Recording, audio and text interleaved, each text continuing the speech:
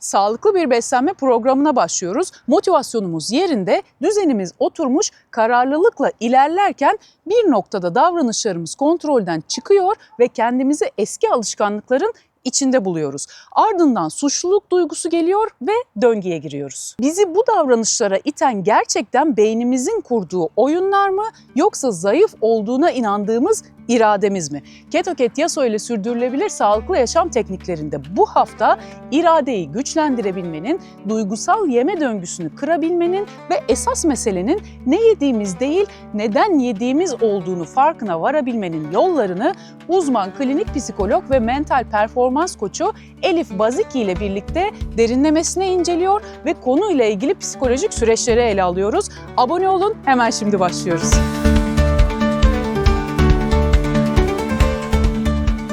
Elif hoş geldin, nasılsın? Teşekkür ederim. Sen nasılsın? Ben deyim, çok teşekkür ederim. Öncelikle davetimi kabul edip geldiğin için tekrardan herkesin önünde teşekkür etmek istiyorum.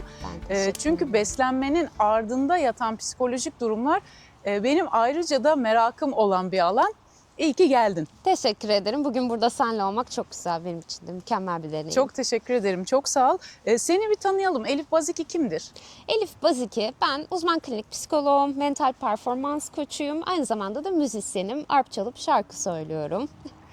Böyle mütevazi davranıyor Elif ama Elif'le biz aynı zamanda arkadaşız. Muhteşem bir sesi var. Teşekkür ederim. Beni de kırmadı sağ olsun. Bölümün sonunda sizler için küçük bir sürprizimiz var. Şimdi Elif Hocam, ben ilk sorumla başlamak istiyorum. İrade, yeme davranışı ve zihinsel dayanıklılık başlığında başlayalım. İlk sorum şu: kilo verme sürecinde genellikle zorlanılan bir konu irade. Duramadığımız noktalarda bunu irade zayıflığı olarak nitelendirmek doğru mu? Yoksa ortada başka dinamikler mi var?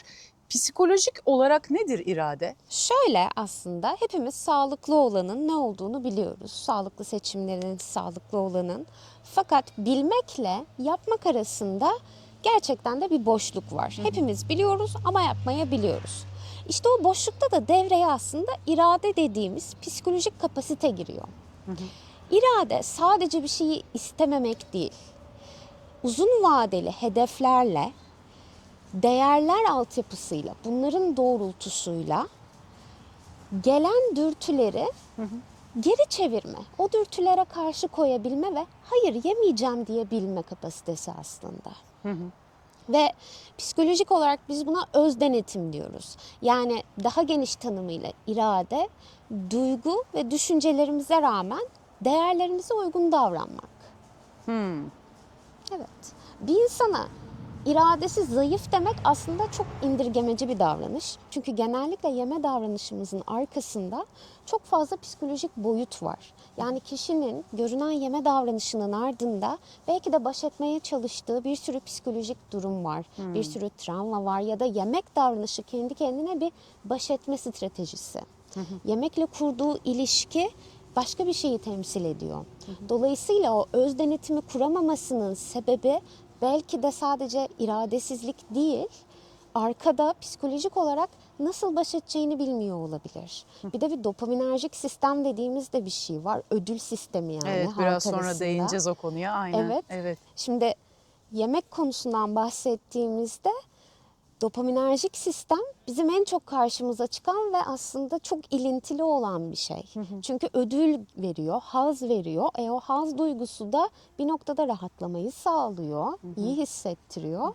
Sonrasında da o suçluluk döngüsü başlıyor.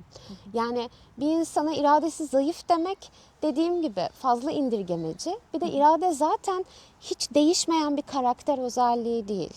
İrade üzerine tıpkı antrenman yaparak bir kası Çalıştırarak, güçlendirerek. güçlendirerek onu geliştirmek gibi. İrade de geliştirilebilir bir şey. Biz yani bugün irademiz zayıf, ben hayatım boyunca iradem zayıf, ben hiçbir zaman diyet yapmayacağım, hiçbir zaman sağlıklı beslemem ben zaten demek gibi bir şey olmaz. Olamaz yani. Değil mi? Bu noktada şunu sormak istiyorum. Lütfen yanlışsam düzelt. Ben çok amatör bir şekilde bu konularla ilgiliyim, okuyorum, araştırıyorum. Beyin düşük maliyetle çalışmak istiyor. Yani ben zaten yapamam, benim iradem zayıf gibi söylemler beynin işine mi geliyor? Tabii ki de. Beyin her zaman kısa yolu sever. Çünkü dediğin gibi her zaman o enerjiyi saklayıp başka yere kullanmak ister ve hep kısa yolları kullanır. Ve kendimizle ilgili kurduğumuz cümleler, inandığımız düşünceler de aslında beyinde bir kalıp olarak saklanıyor, hazır olarak. Ve biz ne kadar kendimize bunu söyleyip bunu inandırırsak beyin diyor ki, aa evet bak bu doğru, biz bunu benzer durumlarda kullanmak için bu düşünceyi hemen şu çekmeceye koyalım, hazırda bulunsun diyor. Dolayısıyla yeniden yeni bir düşünce üretmek yerine benzer durumlarla karşılaştığında bir yemek, belki hoşuna gidecek başka bir besine hayır deme noktası ya da başka bir şeyi erteleme noktasında, istediği bir şeyi erteleme doğrultusunda diyor ki buna benzer bir durumda bizim zaten kendimizle ilgili bir düşüncemiz var. Zaten bununla ilgili bir çekmecede hazır dosya var diyor. Hemen onu çıkartıp otomatik olarak getiriyor. Bu da aslında otomatik düşünce dediğimiz şeyler. Kendimizle ilgili, dünya ile ilgili, yaşamla ilgili. Ve beyin bunu düşünmez. Yani her yere uygun mu bu düşünce demez. Aa işte maviyi gördüm, mavide mont giyilir der ama deniz de mavidir. Mavi görür ve montla denize girmeye çalışır gibi durumlar da olur. Çok speküle edip abartmak gerekirse. Dolayısıyla evet, her zaman ne düşündüğümüze, nasıl düşündüğümüze, neyi nasıl düşünüp işleme aldığımıza biraz bir bakmak lazım. Ben iradesizim. Gerçekten iradesiz miyim yoksa öyle olduğuma mı inanıyorum? Yoksa işime mi geliyor aslında bu cümle, değil mi? Ya evet, tabii ki de bir kazancı vardır. Eminim ki vardır ki o Muhakkak. çekmeceye girmiş, bir yerde bir Evet. işe yaramış. Evet, evet. Bir de bir şey daha ilave etmek istiyorum. Bir kişinin iradesi yok demek aslında o kişinin yaşadığı tüm psikolojik süreçleri de yok saymak demek. Kalıp olarak yapıştırıyoruz biz onu. Ama aslında bu kişinin yaşadığı zorluk nedir? Bu davranış onun hayatında neyi temsil ediyor, bu yeme davranışı? Hangi düşünce, hangi duygu için bu davranış geliyor, bu yeme davranışı? İradesizlik olarak adlandırılan şey diye de bakılması lazım bence. Çok önemli bir nokta. Çok önemli, çok güzel bir nokta. Biraz bazen kişiler birbirine karşı acımasızca davranabiliyor diye düşünüyorum ben. Atıyorum, birinin yaptığını bir başkası yapamıyor diye, beslenme ya konumuz. İşte ben yemeden durabiliyorum ama sen yemeden duramıyorsun. Ben sana kalkıp ya ne kadar iradesizsin, şunu yemeyeceksin işte gibi bir söylemde aslında bulunmamam gerekiyor. Öyle değil mi? Çünkü mevzu sadece senin onu yiyip yememen değil, altında başka şeylerin çalıştığını da unutmamak gerekiyor diye düşünüyorum. Tabii ki. Yani bu noktada kişinin kendi değer verdiği şeyler farklı olabilir. Mesela senin için şeker tüketmiyor olmak bir anlama geliyor. Senin için bir değeri var. Belki sağlıklı olmak, belki kendi cildini farklı görmek, belki beyninin daha sağlıklı ya da vücudunun daha sağlıklı işlediğini biliyor olmayla onu eşdeğer gördüğün için içeride bir motivasyonun var ve bunu kolayca yapabiliyor olabilirsin. Bazı insanlar için iç motivasyon dediğimiz şey, yani kendimizle ilgili, içeriden bizi motive edecek, bizimle ilgili olan bir değere oturtamamış olabilir. Ve dolayısıyla sadece yapmamam gerekiyor olarak düşündüğümüzde aslında gelen dürtüyü sadece baskılamaya çalışıyoruz, dönüştürmeye çalışmıyoruz. Bu nedenle senin için ne anlama geldiği senin iradeni ve özdenetim kapasiteni de aslında belirleyen bir şey. Ne kadar değer veriyorsun, ne kadar önem veriyorsun, ne kadar anlamlı. Bu şey değil, ben işte çikolata yiyorum, sağlığıma hiç önem vermiyorum değil. Ama ne kadar değerli, ne anlama geliyor ve bu değer hayatımızda ne kadar büyük bir yer kaplıyor. Buralara bakılması gerekiyor. Evet, evet. Altında çok ciddi karmaşık aslında mekanizmalar çalışıyor, değil mi? Tabii Hiç öyle ki. basit bir şey değil aslında. Yani yüzeysel yapıyormuşuz gibi geliyor. Yapabilene de çok basit gibi geliyor ama uygulamakta zorlanan kişi için çok farklı noktalar. Diğer soruya geçmek istiyorum ben. Artık ben her bölümde de elimden geldiğince her platformda da söylüyorum. Şekerin zararlarını artık Sağır Sultan duydu. Fizyolojik etkilerini eğer bir kenara bırakırsak psikolojik tarafta neyin yoksunluğu olabilir bu şeker ve karbonhidrat tüketimi? Beyin nasıl bir oyun oynuyor o noktada bize? Direkt bu budur diyemeyiz. Çok spekülatif olur. Fakat şeker dediğimiz şey genellikle çocuklukla bağdaştırdığımız, çocuklukla beynimizin böyle deyip en çok çocuklukta ilk tanışıp bize haz veren şeylerden bir tanesi aslında. Dolayısıyla şeker tüketimi genellikle duygusal yoksunluk, yalnızlık, izolasyon, anne sevgisi ve böyle çocukluğa özlem gibi noktalarla spekülatif olarak tabii ki de karşılık buluyor olabilir duygusal olarak. Mantık çerçevesinde baktığımızda da yani şeker dediğimizde aslında direkt çocuklar geliyor aklımıza. Şeker gibi çocuk. Şeker gibi Öyle çocuk. kodlu değil mi? Evet. Şeker gibi. Ay canım ne tatlı. Hep böyle tatlı ve şeker üzerine cümleler böyle kurulu. Evet, kesinlikle. Dolayısıyla çocuklukla ilgili bir şeyler olabilir. İçimizdeki çocuk tarafımızın bir ihtiyacını karşılamaya çalışıyor olabiliriz farkında olmadan şeker tüketerek. Çünkü birazcık oralara ait noktaları getiriyor bize. O tonları veriyor. Peki sen şimdi çocukluk dediğin için aklıma geldi. Benim çocuğum yok. Çocuk yapmış olsaydım da çok yüksek ihtimalle şekersiz büyüyecekti. Yani rafine şekeri tatmayacaktı ta ki okul hayatı başlayana kadar, başka insanlarla karışana kadar. Yani şunu demek istiyorum, damak lezzetini belirli bir yaşa kadar ben oluşturacaktım şekersiz. Böyle bir senaryoda bu söylediğin şeyden bahsedebilir miyiz? Yani çocukluktaki bir takım şeyleri arıyoruz şeker tüketerek, onunla bağdaştırıyoruz çünkü. Peki çocukluktan ben o rafine şeker tadını alırsam zihinden o damaktaki tadı, farklı bir şeyden bahsedebilir miyiz o noktada? Belki bahsedebiliriz, evet. Yani gerçekten de eğer başka bir şeyle ama şöyle hiç mi şeker yemeyecekti? Belli bir yaşa gelince muhakkak tabii. Hurma da mı yedirmeyecektin? Hurma dediğimiz şey fruktoz. Fruktoz dediğimiz şeker cinsi sadece karaciğerde işlenebilen bir tür. Dolayısıyla ben çok tüketmeyi tercih etmiyorum ama çocuk olduğu için işte ufak tefek ne bileyim ev yapımı tatlılar vesairelerde kullanabilirdim. Yani yanında ne tükettiği önemli aslında. Yanında ciddi anlamda karbonhidrat tüketmiyorsa ara sıra hurma tüketmesinde sorun olmayabilir. Ancak hurmanın damağında oluşturduğu tat ve sinyallerle rafine şeker aynı şey mi? İşte o birazcık büyüdüğünde değişebilir herhalde. O tabii ki değişir. O işte tamamen bizim dopaminerjik sistemimizle alakalı bir şey. O ödül mekanizmasıyla alakalı. Hangisinin ne kadar uyardığının farkı aslında. Fakat ilk sorduğun soruya gelirsek sen yine çocuğuna tatlı tadını vermiş olacaktın. Öyle ya da böyle. Tamam. Yine onu o günlere gitmek için büyük ihtimal arardı diye şu anda varsayımda bulunuyorum. O zaman hiç vermeyeyim ben. Hiç aramasın. Bu da bir çözüm. Sonra anne okulda bonibon yedim diye gelirse. Eyvah eyvah. Doğru tabii işin o tarafları var çok zor. Bir sonraki soruya geçmeden önce şu dopaminerjik sistem dediğin kısmı birazcık açabilir misin? Bu aslında ödül sistemi beynimizdeki ve şekerle, karbonhidratla çok hızlı bir şekilde hemen bize dopamin salgılatıyor. Yani haz hormonu salgılatıyor ve biz kendimizi iyi hissediyoruz. Fakat çıkardığı gibi benzer hızda da indiriyor. Dolayısıyla biz yeniden ikinci çikolatayı yemeye başlıyoruz hemen ardından.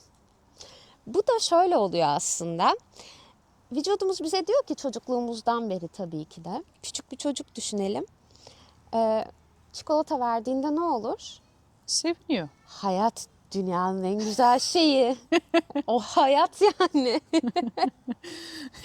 Tatlı tatlı bir şey yiyorsun. Bir de zaten beynin almaya çok alışık. Yeni yeni bir şeyleri tadıyorsun. Anında onu öğreniyor. Diyor çikolata yedim, tadı çok güzel, çok mutlu oldum. Müthiş bir ödül. Bu çok zevk veren bir şey diyor. Zaten çocuk olduğu için detayı da ayırt edemiyor. Tabii ki. Zararlı bir şey olduğunu da çok farkında Sen değil zaten. istediğin kadar zararlı da umru Umru olmaz. Gömer onu. var yani. Dolayısıyla onu orada öğreniyor. Ama vücut da öğreniyor. Diyor ki, diyor ben işte kendimi atıyorum kötü hissediyordum. Ayağımı çarpmıştım. Çikolata yedim. Unuttum o acımı, kendimi iyi hissettim diyor. Bunu böyle öğreniyor. Vücut da böyle öğreniyor. Beyin de böyle kodluyor. Bir sonraki kötü hissettiğinde ya da bir yerini çarptığında bu sefer aklına ne gelir? Böyle bir bilgin varsa. Hemen tekrardan Bir çikolata ne iyi verin de geldiyse ağzımın aynı tadı şey. yerine gelsin, ayağımın acısı geçsin. ağzımız tatlansın. Tamamen Bu bir döngü beyin- aslında. Bu bir döngü. Yani beyin onu öğreniyor. Diyor ki beni ödüllendir. Gelecek şimdi birazdan çikolata. Evet, bu çikolata bana çok güzel bir haz veriyordu. Bize iyi hissettiriyordu. Mükemmel bir Acım ödüldü geçiyordu. diyor. Acım da geçiyordu zaten. Dikkatim de dağılıyordu. Bu sefer onun beklentisiyle de şey yapmaya başlıyor. Heyecanlanmaya başlıyor. Yiyoruz. Anlık yükseliyor. Oh tamam. Paket bittiğinde zaten o dopamin de çökmüş oluyor. İkinciyi mi yesek ya? Çökmüş gibi. oluyor sonra tekrardan. Sonra tekrardan. Yani aslında bu da bir öğrenme ama dopaminerjik sistemin de öğrenmesi. Bağımlılık dediğimiz nokta bir yerde aslında. Evet, evet. Yani o da bir bağımlılık gibi işliyor. Diyor ki bunu istiyorum. Çünkü hızlı yükseldi, hızlı düştü. Yeniden ver. Yeniden ver ki yükselsin diyor o hormonlar. İyi hissedeyim. Kendini iyi hissediyor ve ben aslında bir önceki bölümde tam da bu noktaya değindim. Bir süre sonra ilk gün tüketildiğinde zevk alınan şeker miktarı bir süre sonra sizi tatmin etmemeye başlıyor, doğru mu? Doğru tabii ki. Çünkü yani bir şeyi ne kadar tüketirsen ya da yaparsan vücut ona alışır. Çünkü vücut, kas hepsi gelişen şeyler aslında ve ona bağışıklık geliştiriyoruz bir noktada. Bağışıklık derken bu iyi anlamda bağışıklık değil. Evet, Yani kötü anlamda. kötü anlamda bağışıklık. Bir şeyi ne kadar yaparsak vücut ona alışıyor. Daha doğrusu doğru kelime alışmak. Vücut ona alıştıkça eskiden gösterdiği etkiyi 5 mililitre sütle uykum geliyorsa atıyorum. Ben onu içmeye devam edersem artık bir noktada vücudum ona alışacak ve 5 mililitre Yetmemeye bana başlayacak. yetmeyecek. Yetmemeye 10 başlayacak. mililitreyle uykum gelmeye başlayacak. Bırakma sürecinde yaşanan öfke, gerginlik veya motivasyon kaybı gibi durumlar psikolojik olarak nasıl açıklanabilir? Bu çok sık karşılaştığımız bir şey. Şimdi birincisi bir engellenme var. İnsan yapısı, bebeklere de baksak görüyoruz aslında izlediğimizde. Yetişkinlere de baksak engellendiğimizi, kısıtlandığımızı düşündüğümüz anda agresyon ortaya çıkar. Hoşumuza gitmez. Çünkü bu beyin için hoşuna gitmez, beynin konforun dışındadır. Şimdi zaten bir davranışı değiştiriyorken özellikle bize haz veren, iyi gelen, sevdiğimiz bir şeyi değiştirmeye çalışıyorken bunu kısıtlanmak olarak algılayabiliyor beynimiz en başlarda. Dolayısıyla da ortaya bir öfke, agresyon, motivasyon kaybı çıkabiliyor.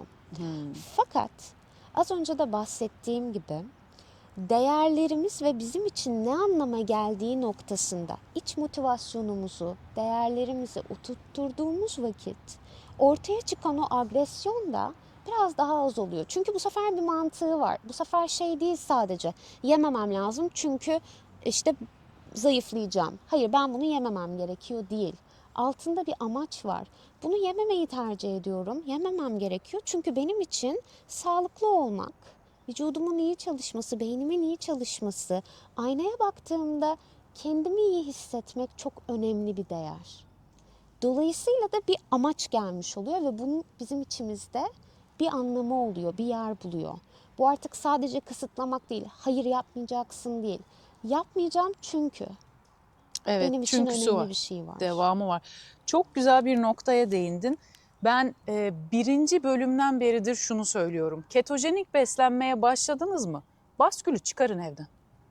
Bizim orada yazan rakamla işimiz yok. Ya çok güzel bir noktaya değindin. Çoğunlukla tabii bu fazlalığı olduğu için insanların çok kilo odaklılar. Ben hep şunu söylüyorum. Kiloya takılmayın. Evet, fazlalık var ama takılmayın. Uzun vadede sürdürülebilir bir beslenme programında sağlıklı bir sisteme, metabolik olarak sağlıklı bir bağırsak florası, sağlıklı bir bağırsak mikrobiyotası, sağlıklı bir beyin, bunlara sahip olmayı hedeflersek ve bunun üzerine beslenme sistemimizi oluşturursak o kilo zaten gidecek. Ya çok güzel bir noktaya geldi. Burada birleşiyor. İşte sadece kilo vermek için yapılan zaten tırnak içinde diyetlerde ne oluyor?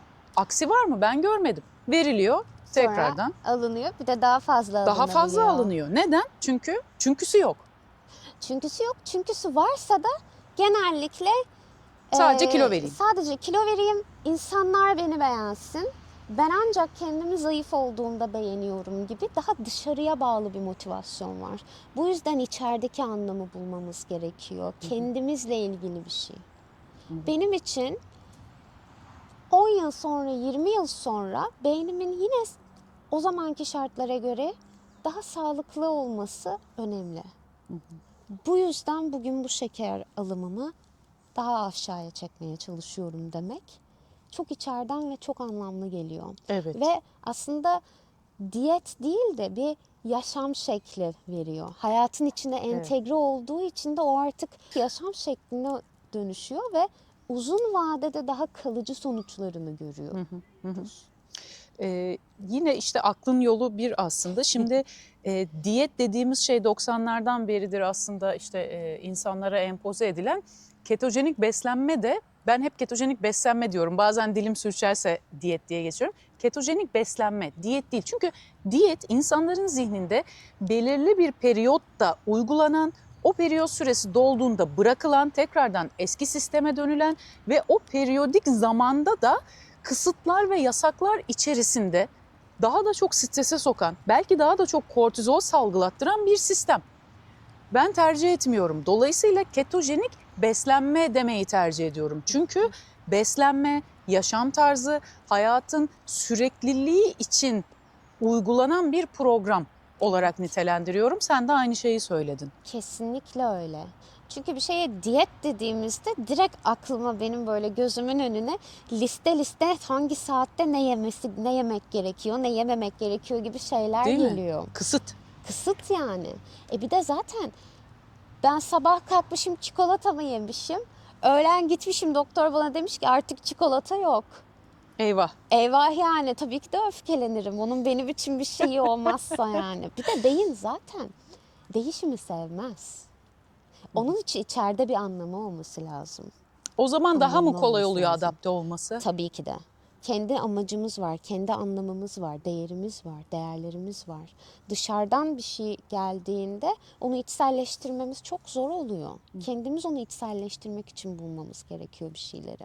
Evet, o zaman sadece sonuca değil, yani benim hedefim kilo vermek dediğimizde beynimizde çelişiyoruz. Doğru mu anlıyorum? O Kesinlikle. zorluyor. Yani zorlar, şöyle zorlar yani şöyle yapılabilir bak. Ne kadar kilo vermek, kaç kilo vermek, ne kadar sürede bir kilo vermek. Ya biz bunu 2 hafta yapacaksak yaparız. Ama hani 2 haftada 15 kilo vereceğim gibi bir hedef koyarsak olmaz, gerçekçi değil. 2 haftada 3 kilo vereceğim. Tamam ama kaç 2 haftada kaç 3 kilo vereceksin, neden vereceksin, sonra nasıl almayacaksın, niçin almayacaksın? Bazen de yola çıktıktan sonra o değerler oluşur. Yani kilo verdiğini görür. Ben o yüzden hep bölerim hedefleri. 3 gün, sadece 3 gün günde 5 çikolata yiyorsanız 3 çikolata yemeye çalışın bakalım ne olacak diyorum. Genelde yemeyerek geliyorlar 3. günün sonunda. Yani ilk gün yemedim, baktım yemiyorum falan. Sadece 1 bar yedim, 2 bar yedim diyor. O da zaten vücut onu tolere ediyor. 5'ten 2 bara düşmüş. Okey yani. Bir önceki bölümde bununla ilgili bir şey söyledim. Dedim ki kısa vadeli hedefleriniz olsun. Bir ay şunu yemeyeceğim değil. Evet. 2 gün hiç rafine şeker ve karbonhidrat tüketmeyeceğim. 2 gün. Geçti mi 2 gün? Ondan sonra 4 gün. O geçen 2 günlük süre boyunca yemeden durabildiğinizi de kendinize ispat etmiş olacaksınız demiştim. Doğru mu demişim? Çok doğru, kesinlikle doğru. Ve işte şey oluyor burada, dedim ya az önce beyin değişimi sevmez diye. İçeriden dirençle karşılaşırız diye. Kesinlikle öyle ama 2 gün yemeyeceğim dediğinizde birincisi kontrolü kendi elinize siz almış oluyorsunuz. Beyin diyor ki tamam ya 2 gün yemeyeceğiz zaten diyor. Orada bir direnç gösterecekse de sadece 2 gün diyor. Onu azaltıyor. Ama o sırada adapte olmayı öğreniyor. Çok mantıklı. Zorlanmadığını görüyor yani. Ya zorlanmadığını görüyor. Zorlansa da bir şekilde başa çıkma stratejisi bulmaya başlıyor. Çünkü zaten 2 gün diyor, neyse ben bu 2 günde işte hurma yiyeyim diyor mesela. Başka bir de bir şeylerin yerine koyma şimdi sen öyle Evet, deyince. Değil mi? evet. Hep öyle bir şey var. Ya evet, ilk başlarda bir şeylerin yerine koymak gerekli olabiliyor bazen. Geçiş Geçiş aşamasında aşamasında. Fakat geçtikten sonra insanlar ihtiyaç da duymayabiliyor duymuyorlar. oturduktan Evet. sonra.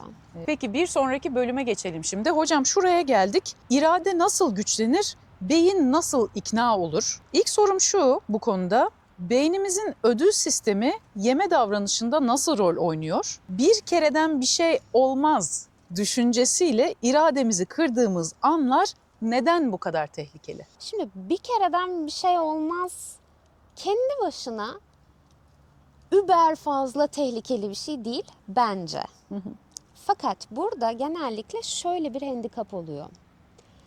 Eğer kişide siyah beyaz düşünce tarzı, yani zaten bozdum ya bugün neyse deyip devam etme gibi bir eğilim varsa, yani bir kere gitti hepsi gitti, 3 gün bozdum tamamen bozdum gibi bir eğilim varsa, biz buna siyah beyaz ya da ya hep ya hiç düşünce tarzı deriz. O zaman çok tehlikeli. Çünkü o zaman henüz belki de tam oturmamış bir sistemi daha oturmadan bitmeye yöneltmiş oluyoruz kendi elimizle. Yani dolayısıyla bir kereden bir şey olmaz. Bir kereden bir şey olmayan zamanlarda var, olan zamanlarda var. Yani hem beynin bir şeyleri öğrenmesi gerekiyor bazı noktalarda. Bir şeyi, çünkü ödül sistemi dedik ya az önce, alışkanlık, yüksek bir alışkanlık. Ve o geldikçe o aslında yeniden kendini şey yapıyor, pekiştiriyor. Diyor tamam şeker geldi. Oh tamam iyiyiz diyor.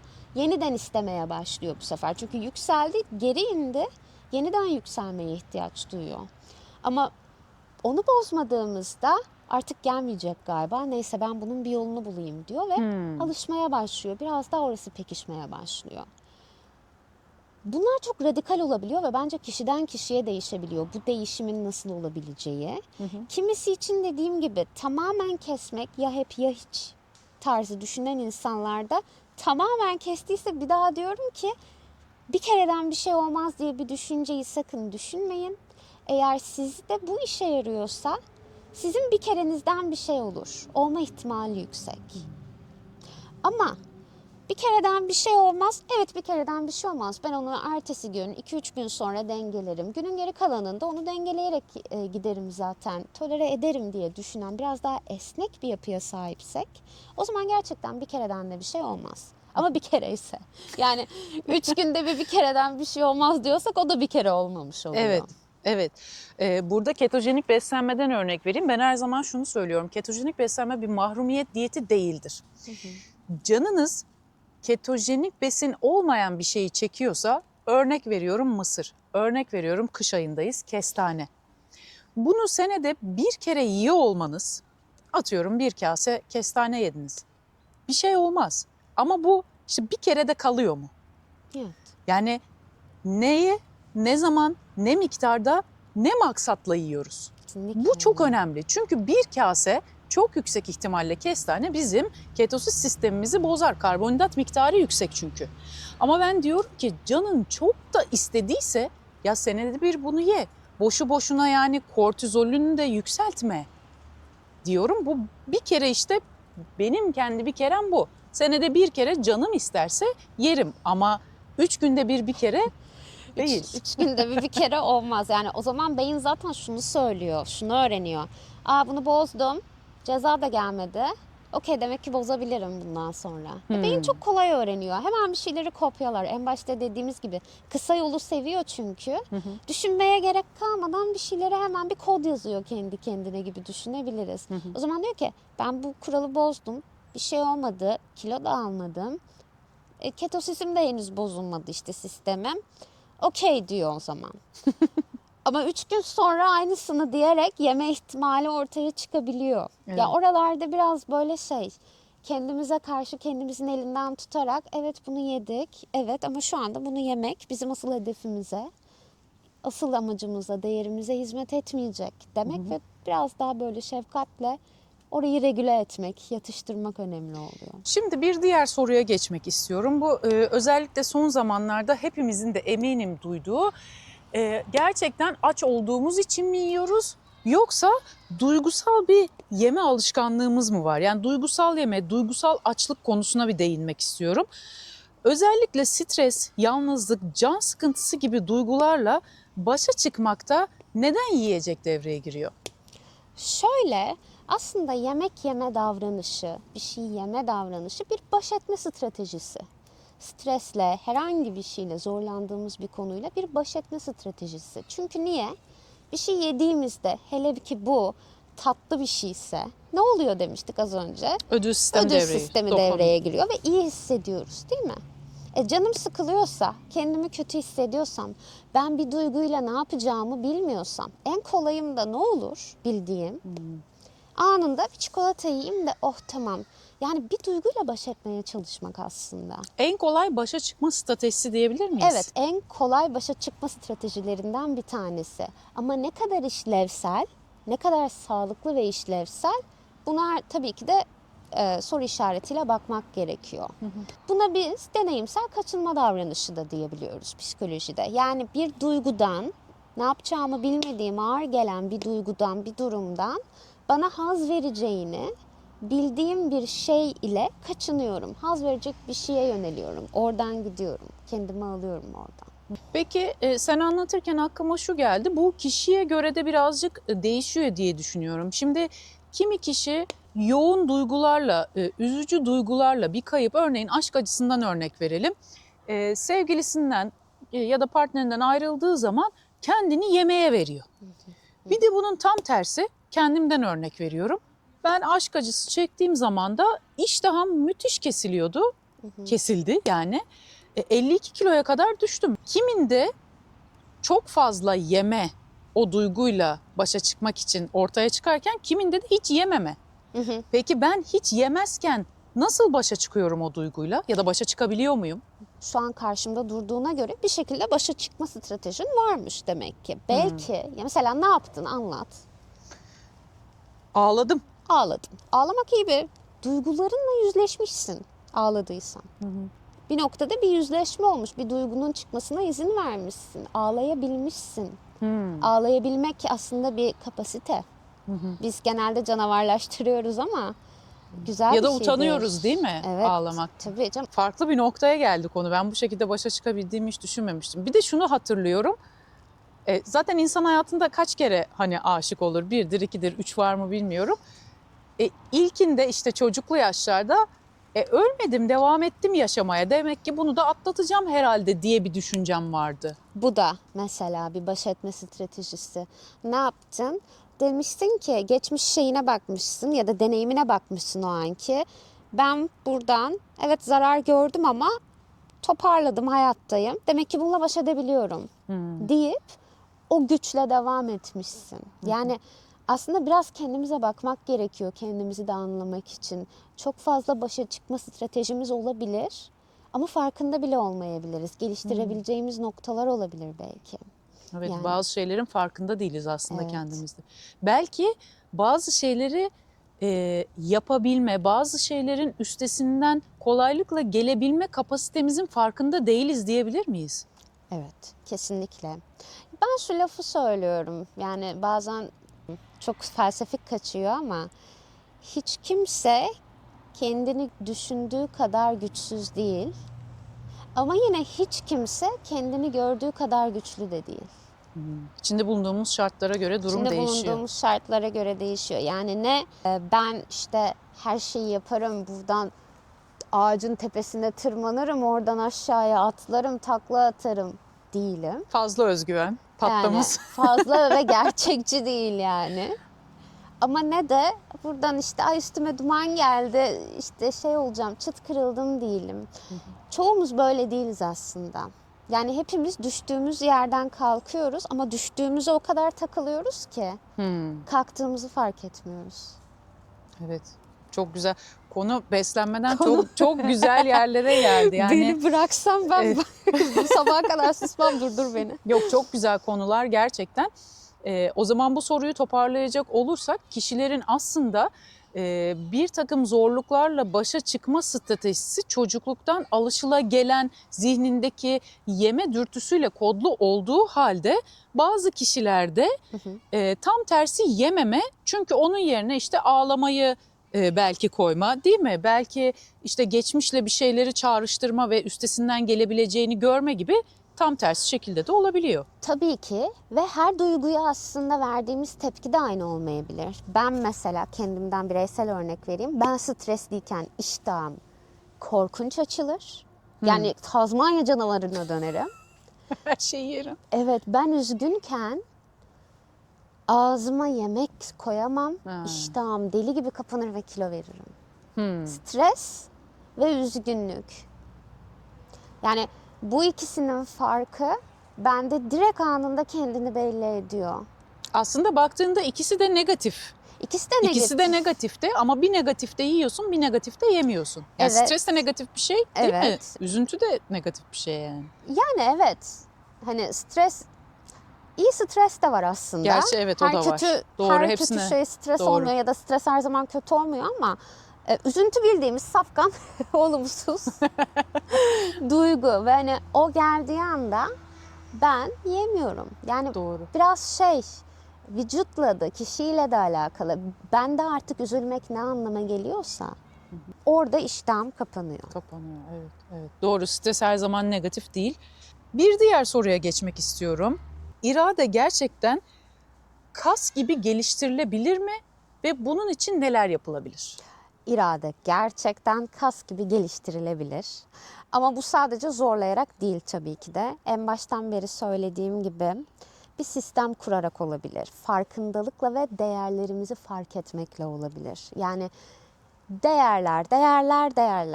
Bizim için ne değerli, ne önemli, ne anlam ifade ediyor. Bunu oluşturduğumuz anda irade de kendi kendine biraz daha kolay gelişecektir. Tabii ki de el yordamıyla da yapabileceğimiz şeyler var. Denemek, egzersiz etmek, antrenman yapmak. Bir şeyi çok istemenize rağmen önünüze çikolata mı geldi? Bir davettesiniz. Tamam, ben şu anda çok yemek istiyorum. Ama buna bir hayır demeyi deneyeyim. Biraz bir zorlayayım kendimi. Bana ne yardımcı olur demek. Kolaya kaçmayayım. Evet, zorlayayım biraz. Ya tıpkı koşmak gibi. Ben bugün sana 10 kilometre koş desem koşabilir misin? Koşarım. Sen koşarsın, ben koşamam. Ben koşarım. Peki kaç yıldır koşuyorsun? Şöyle düzenli, sistematik bir koşu yok. Çok küçükken Burhan Felek Spor Salonu'na giderdim. O zaman koşardım. Ha, sen atletsin. Yanlış yerden örneği verdim. Peki dur toparlayacağım.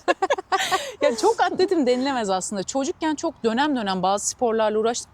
Şu anda kuvvet antrenmanı sistematik ve düzenli yaptığım bir şey. Koşma dediğinde bir gün koşarım ama koşma benim hayatımın sürekliliğinde yok. Ama bir hedef koysam kendime, desem ki işte kuvvet antrenmanı gibi koşmayı da hayatıma alayım desem, bunu da yaparım. Yani istersem yaparım. Peki şöyle sorayım. Yüzüyor musun? Yok, yüzemiyorum. Hah, tamam. Yüzemiyorum. Örneği Kulaçlı değiştirdim. ben yüzemiyorum. Ben şöyle Türk filmlerinde vardır ya şöyle. Bu. İyi, buna yaklaşan. Bu. Beceremiyorum ben. Kulaçlı yüzmeyi bilmiyorum.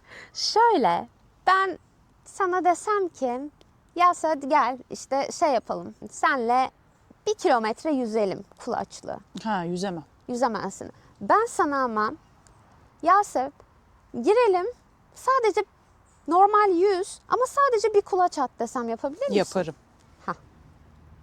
Tamamen bu. Sen o bir kulacı attın. Tamam mı? Ben sana yarın desem ki hadi yine yüzelim. Bu sefer bir değil 2 kulaç at desem. Zorlanır Atarım. mısın? Atarsın. Zorlanmam. İkincisini taklit etmiş olacağım ertesi İkincisini günü. taklit etmiş olacaksın. Evet. Peki büyük ihtimalle bir ayın sonunda 25 metreyi kulaç atabiliyor olursun. Evet. O şekilde yüzebiliyor Evet. olursun. Peki ben sana bugün ilk gittiğimizde hadi 25 metre kulaç at desem atabilir miydin? Yok, atamam. Tabii. Ne oldu, ne değişti? Öğrendim. Öğrendin. Kas gelişti değil mi? Ya da Evet. ya da en basitinden bu kadar dolandırmaya gerek yok ya. Gym yapmaya başladın. 1 yıl ara vermişsin. Tamam mı? Ben sana desem ki ya sen 30 bas. Basabilir misin? 1 yıl ara vermişsin. Hemen yapamazsın. Hemen yapamazsın. Neden? Hemen yapamazsın. Çünkü hamlaştı kaslar. Hamlaştı. Evet. Yeniden gelişmesi, onu taşıyabilecek güce gelmesi lazım ama o güce nasıl getirirsin? Aşama aşama. Aşama aşama Ya değil mi? ilk gün 5, ertesi günü 8, ertesi günü 12. Evet. Artırarak giderim yani. Düşükten başlarım, artırarak giderim. Antrenman gerekiyor değil mi? Aynı hareketi yapmak gerekiyor. İrade Aynı de böyle bir şey mi? İrade de böyle geliştirilebilir kesinlikle. Her türlü davranışı ve düşünceyi, çoğunluğunu, her türlü çok spekülatif oldu. Çoğunlukla düşünceyi ve davranışlarımızı bu şekilde değiştirebiliriz. Düşünceyi yeniden çerçeveleme dediğimiz bir teknik var. Bize her türlü düşünce gelir gün içinde. Bunu ye, şunu ye, ben iradesizim vesairesizim diye otomatik getiriyor beyin. Onları görüp hayır ben iradeli bir insan olmayı deneyebilirim şeklinde yeniden çerçeveleyip değiştirmeyi de öğretebiliyoruz zihnimize. Ve bu şekilde düşünceyi el yordamıyla her defasında yeniden değiştirdiğimizde beyin bu sefer onu kayda alıyor. Diyor ki ay biz her defasında bu yeni düşünceyi getirdik demek ki yeni kısa yol bu. Bunu öğrenelim bari hazırda bu kalsın artık bu kullanılıyor diyor. Davranışlar da öyle, irade de öyle. İrade de kas gibi geliştirilebilir. Geliştirilebilir. Bir önce bir örnek verdin ya, bir davete gittik, bir tane çikolata var önümüzde. Ben bunu yememeyi bir deneyeyim. Değil mi? Hani böyle geliştirelim bu irademizi. Şu işe yarar mı? Zihnimizi kandırabilir miyiz yani özetle? Şimdi bunu yiyoruz. Daha önce de yaptık bunu ve arkasından pişman oluyoruz. Ben bunu şimdi yersem 5 dakika sonra ya niye yedim diyeceğim çünkü daha önce yedim. Bu daha önceki pişmanlığı kendimize hatırlatmak o esnada işimize yarayabilir mi? Kandırabilir miyiz beynimizi? Aslında beyni kandırmak değil ki, olanı Değil mi? göstermek. Eğer pişman olduysan bu gerçekse diyorsun ki bak biz yedik sonra da kötü hissettik. Yapmasak mı bu sefer? Fikir sunuyorsun. Aslında kandırmak değil. Olanı Doğru. Yanlış söyledim onu. Kandırmak Hani- değil, doğru söylüyorsun. Olanı göstermek evet işe yarayabilir ama o dürtü ne kadar güçlü. Bazen diyor ki istediğim kadar hiç önemli değil. Bir şeker daha yer öyle atlatırım der. Şey tehlikeli mi? Bu söylediğinden hani diğer madde bağımlılarında da oluyor ya. Ben zaten bunu istediğim zaman bırakırım. Ben bunu istediğim zaman bırakabilme kapasitesine hakimim. Bıraktın mı hiç yok. Ha, bir denemek lazım gerçekten bıraktı mı? Hani Değil mi? Ya bu cümle birazcık bana şey geliyor. Hani bilmiyorum. Tehlikeli. Ben istediğimde bırakabilirim. Az önce konuştuğumuz biraz fazla özgüven patlaması mı oluyor acaba orada? gerçekten bırakıyorsa, bırakanlar var bu arada. Gerçekten istediğini, burada şey için, madde bağımlılığı için konuşmuyorum. Hani gerçekten şeker yemeyi istediği zaman sıfıra indirip istediği zaman yiyen insanlar var benim çevremde. Gerçekten de 3 ay boyunca ağzını sokmuyor. Çok da mutlu. Sonra diyor ki ay şimdi de ara vermeye başladım. Böyle yapmak istedim diyor. Böyle yapıyor. Gerçekten yapabiliyorsa var. Veya rutininin dışına çıktı. Hani benim her zaman söylediğim rutinimin dışına çıktım. Bir hafta tatile gideceğim. Hiç önemli değil. Seyahatteyim. Ya kendimi strese sokmak istemiyorum. Bir de o akışın içerisinde sağlıklı besin aramakla yorulmak istemiyorum. Yiyorum. Suçluluk da hissetmiyorum. Kendimi orada yani kontrol etmeye çalışıyorum. Döndüğüm zaman da kaldığım yerden devam ediyorum. Bunu yapabilmek esneklik gerektirir. Esneklik de hayatta bizim işimize yarayan şeydir aslında. Yani esnek olmayıp katı olduğumuzda o siyah beyaz bozdum gitti artık noktasına geliyor. Hem irademizi de aslında bir noktada şeye çeviriyor. Yani sıkıştıran bir şeye getiriyor. Ama esnek olduğumuzda tamam bunu burada yedim okey. Döndüğümde yapacağım. Hayat güzel hala. O esneklikle beraber devam edebiliyor. Hem de Bu çok önemli bir sürdürülebilir şey. hale geliyor. Zaten bir şeyin sürdürülebilir olması için esneme payının olması lazım. Çünkü ne kırılır? Sert olan şeyler. Sert olan şey kırılır. Bu psikolojide böyle. Yani insan olarak da ne kadar sertsek, kenarlarımız ne kadar sertse o kadar kırılmaya müsaitizdir. Evet. Evet. Çünkü esneme payımız yok. Bu bunda da böyle. Herhangi bir hedefe ulaşırken de böyle. Herhangi bir şeyi hayatımıza entegre ediyorken de böyle bence. Fakat irade konusunda çok önemli bir nokta var geliştirilebilmesi için. Nasıl geliştireceğiz? Tamam egzersiz edelim de nasıl edelim diye soracak olanlar olacaktır belki. Kesin. Duygusal açlık dedik, işte şekerden bahsettik. Bazen hangi anlarda ne olduğunu belki anlamadan yiyoruz direkt. Elimiz gidiyor otomatik olarak. Bunları fark etmeye başlamak. Ben hangi anda, ben de ne oluyor da bu yeme davranışını göstermeye ihtiyaç duyuyorum? Elim gitti mi? Şu anda ne hissediyorum? Zihnimde ne oluyor? Canım mı sıkıldı? Üzüntü mü hissediyorum? Stresli mi hissediyorum? Beni buna götüren şey ne? Bir bakmak. O zaman işte kendi haritamızı çıkarmış oluyoruz. Yeme davranışı haritamızı. Ve bu da irademizi geliştirebilmenin kapısını açıyor. Çok güzel bir nokta. Her zaman şunu söylüyorum. Elim bir şeye gitti. Bunu yiyeceğim esnada şunu kendime sormalıyım. Gerçekten aç mıyım? Fiziksel olarak midem boş mu? Gerçekten açlık hissediyor muyum? Yoksa bunu niye yiyorum? Ben hep bunu söylüyorum. Şimdi psikolojik taraftan senin bu söylediğinle çok güzel birleşti. Peki bunu sorduk kendimize. Baktım aç değilim ama elim gitmiş. Çünkü iş yerinde birisi canımı sıktı diye cevap verdim kendime. Sonrasındaki aşama ne olmalı? Peki bununla şu an bu yiyeceği yemek dışında nasıl baş edebilirim? Bana ne iyi gelir? Ne yapabilirim? Bana gerçekten bu mu iyi hissettirecek yoksa suçluluk mu getirecek? Ya da başka nasıl baş edebilirim? Neler yapabilirim? Gidip onunla konuşabilir miyim? O problem için yapabileceğim elimde başka bir şey var mı? Bunlara bakmak. Biz kendimize bazen fark etmediğimiz için sormayı da unutuyoruz. Bu problemi nasıl çözebilirim diye. O kadar otomatik pilotta yaşıyoruz ki. Evet, değil mi? Başka bir soru sormak istiyorum. Bazı insanlar uyguladıkları beslenme programında kararlı bir şekilde ilerlerken bazıları çok çabuk bozabiliyor veyahut da vazgeçebiliyor. Bu farkın temelinde yatan psikolojik faktörler neler?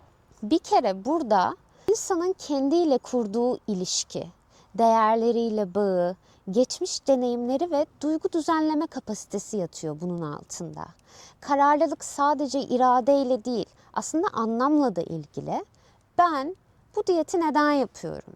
Ben bu beslenmeyi neden yapıyorum? Neden böyle bir karar verdim? Sorusunun cevabı net olan insanlar daha uzun süre sürdürebiliyorlar. Buradaki en önemli fark kişinin yaptığı şeyi sadece bir hedef olarak mı gördüğü yoksa kendi değerinin bir yansıması olarak mı gördüğü aslında. Ben bunu yapıyorum çünkü ben şeker yemeyen bir insan olmayı seviyorum. Benim için sağlık en önemli şey. Ben böyle bir yaşamı tercih ediyorum. Bu benim için önemli. Önemli olan bu. Diyor mu? Yoksa sadece kilo vermek için değil de hayatımda daha enerjik, daha özgür bir bedenle olmak istiyorum. İkisi arasında fark var.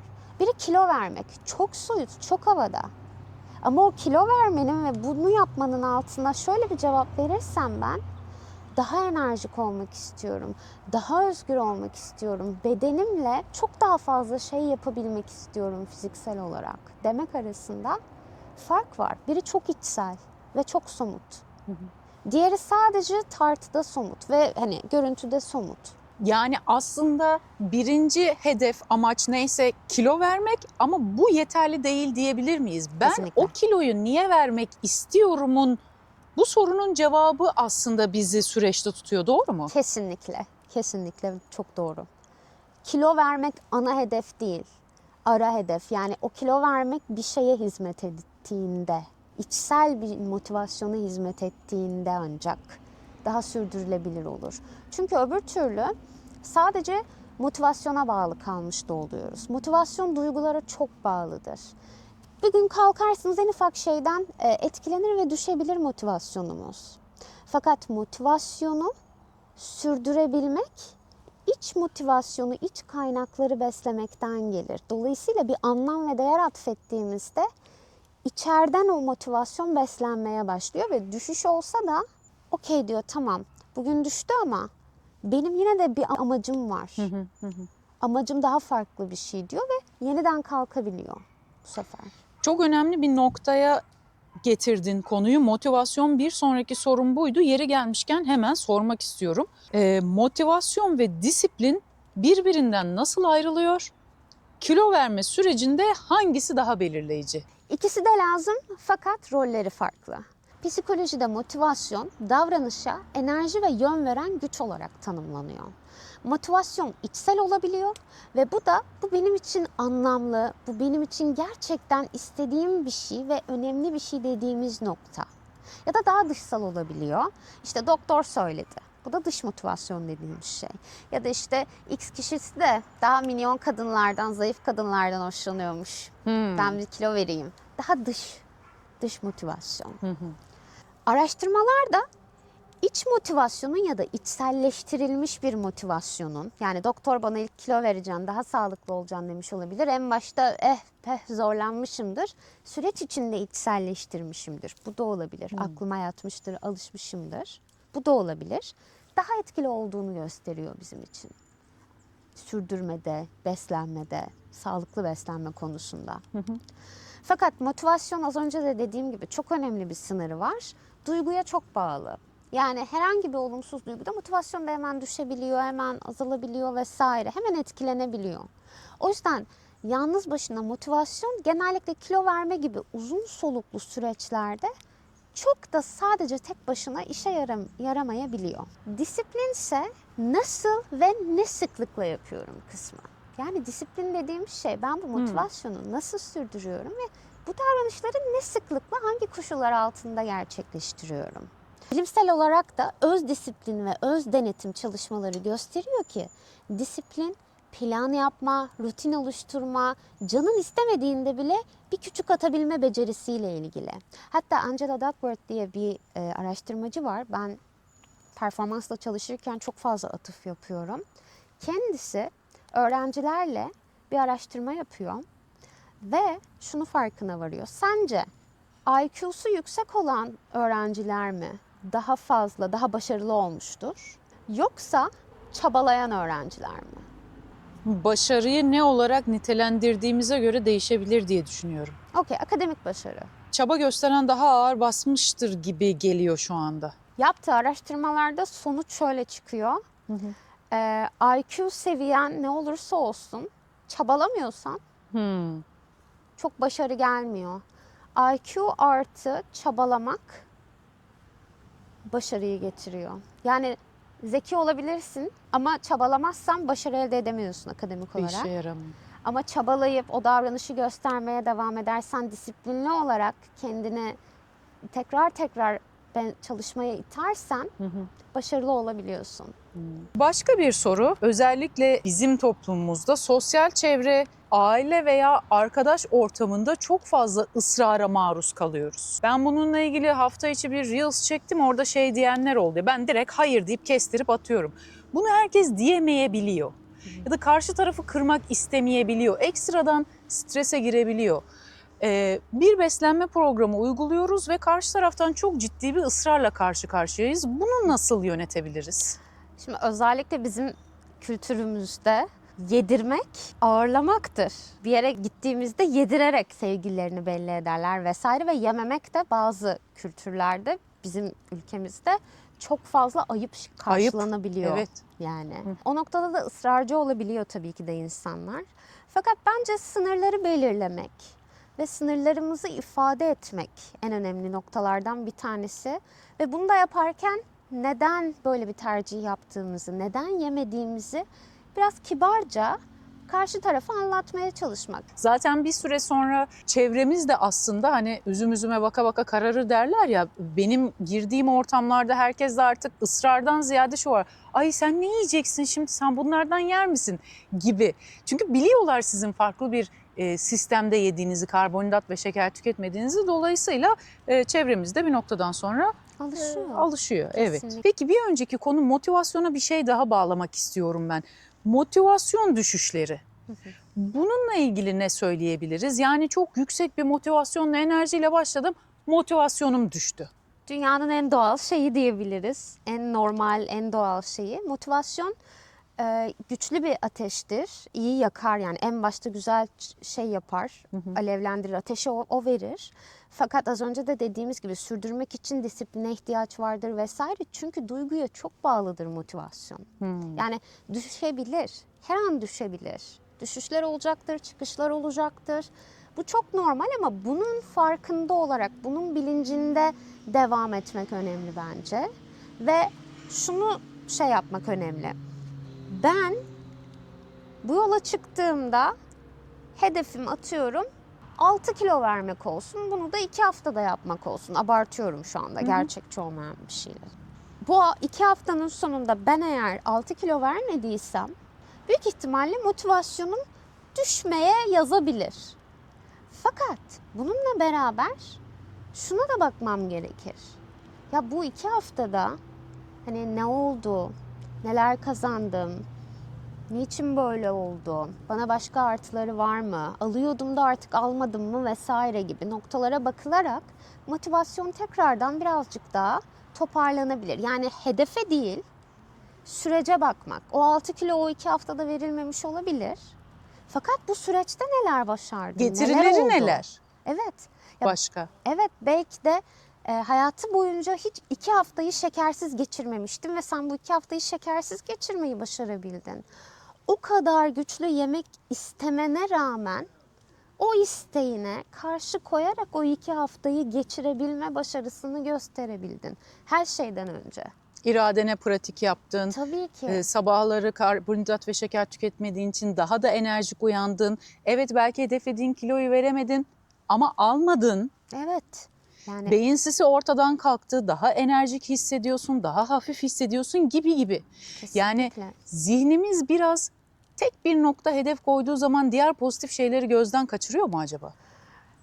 Böyle bir yanlı tarafımız var tabii ki. Beynin çalışma şeklinde bazen böyle şeyler olabiliyor. Olumlu şeylerden ziyade daha olumsuzları görmeye meyil edebiliyoruz. Bu hani biyopsikososyal olarak bazen yatkın olabiliyoruz, bazen öğrenmiş olabiliyoruz. Ama ne olursa olsun kader olarak olmuyor. Yani bu da değiştirilebilir bir şey. Biz düşünceleri ve nasıl düşüneceğimiz konusundaki düşünce şekillerimizi de şu an galiba yine tamamen olumsuza odaklandım. Bir dakika deyip olumluları görmeye çalışarak olumluları görmeyi de beynimize öğretebiliyoruz aslında. Yaptıkça o kas gibi o da gelişiyor. Yine farkındalık aslında. Yine farkındalık ve onu egzersiz etmek. Evet. Her yapmadığımızı da fark ettiğimizde yapmak için egzersiz etmek aslında. Ama evet, kesinlikle objektif olmayı özellikle kilo hedefi olduğunda birazcık kaybedebiliyoruz. Çünkü aynı şeyi ben değil de atıyorum X kişisi 3. bir kişi yaşasa ve gelse dese ki ya işte 2 haftada 6 kilo verecektim, veremedim, motivasyonum çok düştü dese, büyük ihtimalle motivasyonu düşen insan da diyecek ki ya bir dakika, evet doğru diyorsun da hani burada bir de başka yönünden baksak hiç mi kazanım olmadı, aldın mı diye sormak aklına gelir. Ama konu kendimiz olduğunda objektifliğimizi kaybedebiliyoruz. Çünkü duygular işin içine giriyor. Ben her zaman şöyle yapıyorum, kendimde şunu kullanıyorum. Bu davranışı ya da bu durumu bir başkası yaşasaydı onun hakkında ne düşünürdüm ve ona ne derdim? Kendime aynı tarifeyi uyguluyor muyum? Genelde daha acımasızını uyguluyoruz çünkü. Çok güzel. Evet, kendimize biraz acımıyoruz değil mi?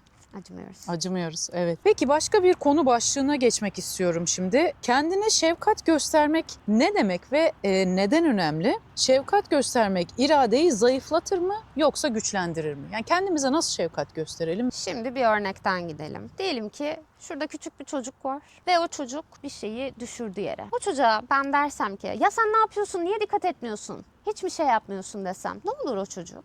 Korkar, belki ağlamaya başlar. Korkar, ağlamaya başlar. O değil mi? ortamdan kaçmak ister, uzaklaşmak ister. Belki bir yere Evet, kuytu bir şeye köşeye tutunmak girer. ister. Evet. Değil mi? Peki ben o çocuğa öyle desem düşürdüğünde, düştü mü? Ne oldu da düştü? Canın yandı mı?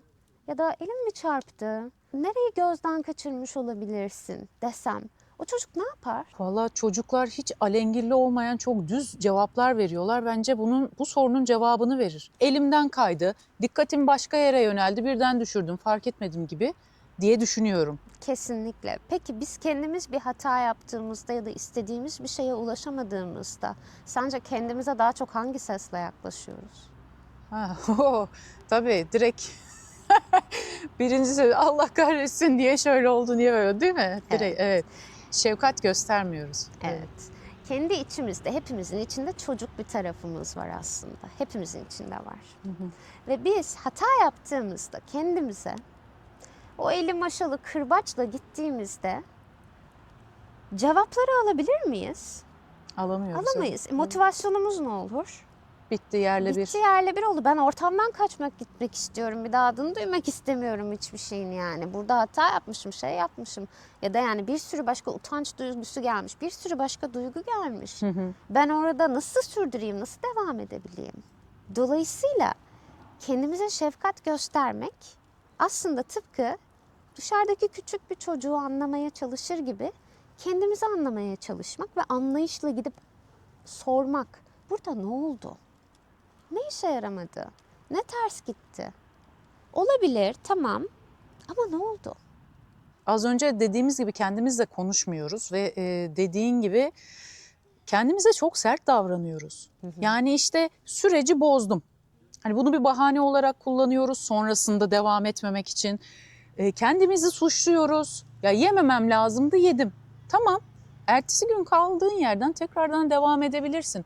O noktaya kilitlenip kalıyoruz. Niye yedim de, vah yemeseydim de gibi böyle o suçluluk döngüsü başlıyor. Onun yerine şöyle desek, süreci bozdum. Ama ne oldu? Niye bozdum? Niye bozdum? Burada ne olmuş olabilir? Öz şefkat işte bu noktada iradeyi güçlendiriyor. Ve sürdürülebilir performans, başarı için konu ne olursa olsun öz şefkat bence en önemli bileşenlerden bir tanesi. Çünkü her daim içimizde bir eleştirmenle yaşamak, dışarıdan eleştiren birinin olmasıyla hiçbir farkı yok, eşdeğer. Beyin onu çok da anlamıyor. İçeriden duyduğuyla dışarıdan duyduğunu algılıyor ama işleme sokarken öyle bakmıyor. Diyor ki işte ben gerçekten utanç vericiyim, öyleyim, böyleyim. Ya her daim yanında şöyle diyen birini düşün. Sen öyle bir utanç kaynağısın. Bunu da yapamadın, şunu da yapamadın. Bozdun zaten. Orada da onu yedin. Bir daha görüşmem Yıllar ben önce onunla. de onu yemiştin. Böyle yapmıştın. İlişkimi keserim. Beynin içinde durmadan o ses olabilir ama yani hepimizde bazen ben Olabilir. yakalıyorum yani şey yapıyorum bir dakika şimdi bu kırbaçı bir yere bırakalım bir anlayalım bir ne oluyor bir saniye tamam. Başka bir soruya geçmek istiyorum. Uzun vadede sağlıklı beslenmeyi sürdürebilmek için zihinsel dayanıklılığı artırabilecek 2-3 öneri söyleyebilir misin desem ne derdin? Birincisi değerleri fark etmek ve belirlemek. Ben sağlıklı beslenmeye geçiyorum ama neden geçiyorum? Bunu neden yapmak istiyorum? Bunun benim için anlamı ne? Değeri ne? Hangi değer önemli? Birincisi bunu belirlemek. İkincisi bu değerler doğrultusunda küçük hedefler koymak. Çok kısa, çok küçük. Belki büyüktür değer ama biz onu küçük hedeflere bölerek yapabiliriz. Üçüncüsü de az önce de bahsettiğimiz gibi duygusal açlıkla gerçek açlığı fark edebilmek. Gerçekten karnım mı aç? Yoksa burada başka bir şey mi var olan? Başka Buna bir durum bakmak. mu var? Bunu Evet. kendimize sorabilmek, Sormak. Evet. bu soruyu sorabilme farkındalığını Evet. yaratmak. Yaratmak. Peki artık sona doğru yaklaşırken bir soru daha sormak istiyorum. Sence gerçek irade canı istemediği şeyi yememek mi yoksa kendi duygularını tanıyıp yönetebilmek mi? Bana göre gerçek irade sadece bir şeye hayır diyebilmek değil, neden evet dediğini de bilmek aslında. Yani kişi kendi değerini tanıyorsa bir şeyden uzak durmak zorunda kalmaz. Zaten kendisi için başka bir yöne yönelmiştir. Ben kim olmak istiyorum sorusunun cevabı iradeyi taşır. Sebati besler ve uzun vadeli kararlılığı yani grit'i de mümkün kılar. Dürtüyü bastırmak değil, onunla birlikte olup değerlerine uygun davranmak aslında. Yani irade sadece direnç değil, farkındalık, kabul ve yönelim. Elif, sohbet için gerçekten çok teşekkür ederim. Konuyu toparlayacak olursak kendimizi ben iradesizim gibi böyle öz şefkatten yoksun şekilde, değil mi? Evet. Böyle davranmamamız gerekiyor. Şefkatli davranmamız lazım kendimize. Süreçte zaman zaman motivasyon düşüşü olabilir. Bunu en baştan zaten bilip farkına varıp düştüğü zamanlarda da sürecin bir parçası olarak kabul etmek. Zaman zaman yememeyi denemek ve o noktalarda iradeyi güçlendirmek süreç içerisinde bize fayda sağlayacaktır diye düşünüyorum. Senin de eklemek Kesinlikle. istediğin bir şeyler varsa? Benim için de çok keyifliydi. Bu arada her şeyden önce ben teşekkür ederim böyle bir davet için. Benim açımdan en önemli şeylerden bir tanesi, özetleyecek olursak, değerleri bilmek, farkında olmak, etiketlememek ve neden yaptığımızı bilmek. Sadece hedefimiz kilo vermek olmamalı. Evet. O kilo vermenin bir ötesinde bu kiloyu niye vermek istiyorumun neden sorusunun cevabını bulmamız gerekiyor, değil mi? Kesinlikle. En kilit noktası da o. Aynen. Teşekkür ediyorum tekrardan her şey için. Ben şimdi sizleri Elif ve çok güzel bir parçasıyla baş başa bırakacağım. Lütfen abone olmayı, beğenmeyi ve paylaşmayı ihmal etmeyin. Bir sonraki bölümde görüşmek üzere. Kendinize iyi bakın. Hoşça kalın. Küçükken anlatılan bir masal gibi, değerini bilmediğim bütün her şey gibi, anlamsız bir korku sardı içimi. Kaçtım, kaçtım, özür dilerim, kaçtım. Ve sen bir nefes gibiydin denizin ortasında, boğulurken aldım. Ve sen bir masal gibiydin denizin ortasında, boğulurken duydum. Ve sen bir nefes gibiydin denizin ortasında, boğulurken aldım.